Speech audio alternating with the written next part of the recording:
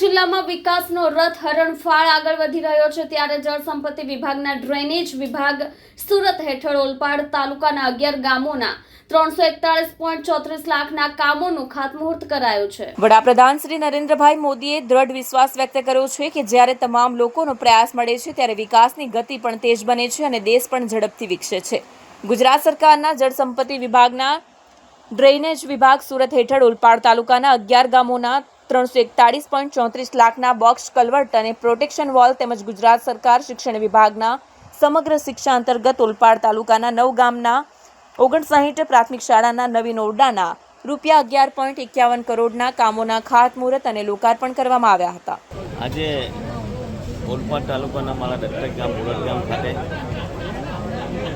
સમગ્ર ઓલપાડ તાલુકાની અંદર 59 જેટલા ઓરડાનું નવું બાંધકામ થયું તેનું ખાતમુહૂર્ત, સમગ્ર ઓલપાડ તાલુકાની અંદર ડ્રેનેજની અંદર સ્લેબ ડેમ લગભગ 341 લાખના કામો થવાનું એનું ખાતમુહૂર્ત અને આદરણીય વડાપ્રધાન શ્રી નરેન્દ્રભાઈ મોદી સાહેબનું સ્વચ્છ ભારતનું સપનું અને પ્લાસ્ટિક મુક્ત ભારતના સપનાને સાકાર કરવા માટે આજે 5 ગામની અંદર વેડિંગ મશીન મૂકવાનો કાર્યક્રમ રાખવામાં આવ્યો હતો।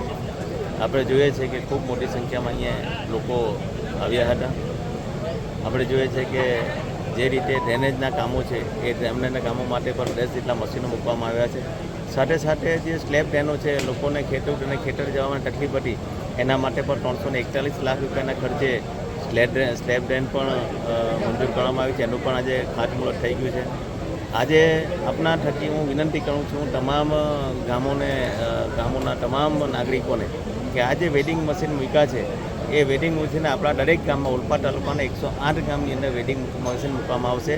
ઓલપાડના જે ટાઉન છે એની અંદર 1થી વધારે મશીન અમે મૂકીશું ત્યાં, એટલે જેથી પ્લાસ્ટિકમાં જે શાકભાજી લઈ જાય છે, જે વસ્તુઓ લઈ જાય છે એની જગ્યાએ 10 રૂપિયા નાખો તો વેડિંગ મશીનમાંથી કાપડની થેલી નીકળશે અને એ થેલીથી લોકો એનો વારંવાર ઉપયોગ કરી શકે, 8 થી 10 કિલો જેટલું સામાન લઈ જઈ શકાય એના માટેની આ એક વેડિંગ મશીન છે। અમે અમારા દત્તક ગામથી શરૂઆત કરી છે અને સમગ્ર ઓલપાડ તાલુકાની અંદર આ અમે મશીનો મૂકવાના છે અને પ્લાસ્ટિક મુક્ત ઓલપાડ અમે બનાવવાના છે। સાહેબ, આપણે એક નિવેદન આપ્યું છે સિંચાઈ બાબતે કે 1 કિલો ડાંગરના વાવેતર પછાડી 4000નો જે પાણીનો ઉપયોગ થાય છે, તો એ નિવેદનને આપ કઈ રીતે કહો છો? કારણ કે ઘણા લોકો છે અલગ રીતે વિચારો પણ રજૂ કરી રહ્યા છે એ બાબતે। આપણે સૌ જાણીએ છીએ કે પહેલાં આપણે જે ખેતી કરતા હતા એ ખેતીની અંદર 8 મહિના ખેતી કરતા હતા, 4 મહિના આપણે ખેતી ખુલ્લી મૂકી દેતા હતા। 1968-72ની અંદર આ બનાવેલા ઉકાઈ ડેમની અંદર જે કેનન બનેલી તેની કેપેસિટી 2250 ક્યુસેકની હતી, જેના કારણે આપણે 8 માસ ખેતી કરતા હતા। ધીરે ધીરે ઓલપાડ તાલુકાની અંદર સુરત જિલ્લાની અંદર સુગર મિલ આવવાથી ધીરે ધીરે લોકો સુગર બનાવતા થયા, એના કારણે પાણીની જરૂરિયાત વધી। પરંતુ જે રીતે નરેન્દ્રભાઈ મોદી સાહેબે જે ઉકાઈ ડેમની અંદર પાણી વધુ હોવાથી ખેડૂતોને પાણી કઈ રીતે છેક સુધી પહોંચાડી શકે એના માટેની એક યોજના બનાવી હતી। તો જે તે સમયે યોજના બનાવી તે 2000 કરોડના ખર્ચે યોજના 2012ની અંદર બની હતી। ત્યારે આપણા જ ખેડૂત સમાજના આગેવાનો આંદોલન કરીને ખેડૂતોને ભડકાવીને આ કામ તે વખતે 2012ની અંદર થવાના દીધું હતું, પરંતુ અમે બધા સાથે મળીને ખેડૂતોને બધા પિયત મંડળીના પ્રમુખોને સમજાવીને અમે 90 દિવસની અંદર રોટેશનની અંદર અમે કામ કરાવ્યું અને 87 દિવસની અંદર એ પાણી આપ્યું। જે કારણ આજે લોકો કહી રહ્યા છે ને કે પહેલાં અમે આટલા વખત ખેતી કરતા હતી 2250 ક્યુસેકની કેપેસિટી પાણી વધતું હતું, આજે મોદી સાહેબના દિગ્દ્રષ્ટિથી આજે 3600 ક્યુસેકથી આપણે કેનાલમાં પાણી વહેવાઈ શકે છે। પહેલાં ઓલપાડ તાલુકાની અંદર ખાલી 1500 હેક્ટર ભાત બન્યું હતું। મેં મારા ભાષણની નિવેદનમાં પણ આપ્યું કે 2020ની અંદર 20થી 24ની અંદર લગભગ 18000 હેક્ટર જેટલું ભાત ગત વર્ષે બન્યું હતું અને આ વખતે 20000 હેક્ટર ડાંગર બન્યું છે। મારે ખેડૂતોને કહેવાનો મતલબ એવો છે કે આ 1968થી બનેલો ડેમ આજે ડેમ પણ ઘણો સિલ્ટિંગ થઈ ગયો છે, ખૂબ મોટો આ ડેમ છે અને ડેમની અંદર સિલ્ટિંગનું પ્રમાણ છે આપણે 310-312 ફૂટ પર જાય એટલે પાણી ખૂબ નીચે જાય। એકાદ વરસાદ આ તો ભગવાનની મહેરબાની છે કે આપણો વરસાદ પડે, કદાચ વરસાદ ના પડે તો એના માટે આપણે પણ પીવાના પાણી માટે પણ આપણે આગોતરું આયોજન કરી રાખવું એ આપણા માટે જરૂરી છે। એટલા માટે પાણી બચાવો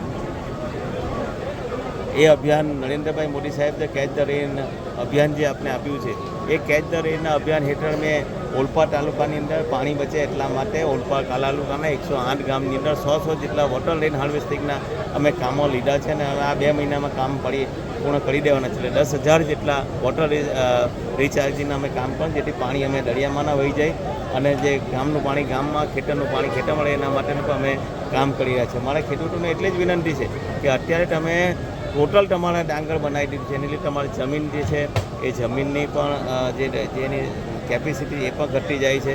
એટલે એનું કહેવા માગું છે કે આપણે અડધું ડાંગર પર અડધું બીજા કોઈ ક્રોપ તરફ જઈએ.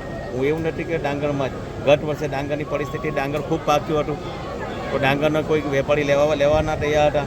ત્યારે દેશના વડાપ્રધાન નરેન્દ્રભાઈ મોદી સાહેબને આપણે વિનંતી કરી કે જે આપણી એક્સપોર્ટ ડ્યુટી છે 20% બોઇલ ચોખા પર એ ઘટાડી આપો જેથી ખેડૂતોના આ ડાંગર વેચી શકે. તો ગત વર્ષે એ જ ઘઉં ના વેચાતી હતી પણ દેશના વડાપ્રધાન મોદી સાહેબે 20% ડ્યુટી જે નાખેલી તે ઘટાડીને આ ખેડૂતોના ડાંગરનો જે મહત્તમ ભાવ આપે એ પણ ભાવ પણ મળી શકે. પણ દેશના વડાપ્રધાન નરેન્દ્રભાઈ મોદી સાહેબે દરેક વસ્તુ પર MSP નક્કી કરી છે. કોઈ પણ ઓછા ભાવેથી કોઈ તમે વસ્તુ તમે કોઈને વેચી ના શકો. તો આ બધે જે દેશના વડાપ્રધાન મોદી સાહેબ ખેડૂત માટે કરી રહ્યા છે. પહેલાં તમે જુઓ છો સુગરના ભાવ 2022 રૂપિયા, આજે તમે જુઓ છો 32 રૂપિયા MSP નક્કી કરી છે.